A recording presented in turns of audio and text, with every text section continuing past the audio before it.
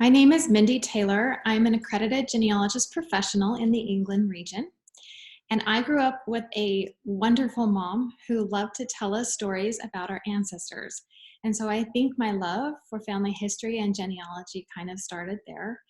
I was always collecting things. I wanted to have copies of those stories and the family group sheets and things that my mother had so that I could pass those on to my own children.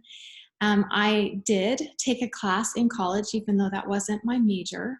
I took a class in genealogical research, and that was my first exposure to real genealogical research. It was back in the day when we had to look things up on microfilm, even our census records. And so it gives me a really good perspective now of how much more accessible the records are and just how far we've come, I guess, in genealogy. I graduated from college 5 months pregnant with my second child. While I was working on my bachelor's degree, my husband was getting his JD MBA. So we were in school for a long time. I have 5 children, and so I was busy for a while raising kids, and I didn't think a ton about genealogy, but I was always collecting things from my aunt and things from my grandma. And I remember while my kids would nap, I would download parts of my tree off of PAF and put it into my Ancestral Quest file. So always kind of in a collecting phase. I didn't start doing real research until 2011 when I opened up my Ancestry.com account. And I spent a couple of years documenting my family and my husband's family. And I got back to my immigrant ancestors, and most of them were from England. And so at that time, Ancestry did not have a lot of records for England. And so I had to go to the family history library. And I started making trips like once a week or once every other week, as often as I could with the kids. And while they were in school, I didn't take them with me. And I learned how to do England research that way and learned to really love it. I think at some point it really dawned on me that this was more than just a hobby for me. I wanted to do this for other people and as a job if I could. But I also realized that my degree from college was in design, and that I needed an educational background in order for people to want to hire me as a genealogist. So in 2015, I went to Boston University and I got my certificate in genealogical research.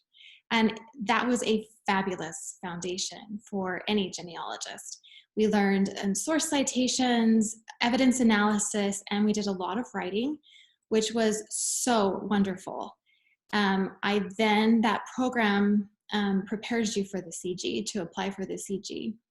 But I happened that year to go to the Brigham Young University Genealogical Conference, and I learned more about the AG.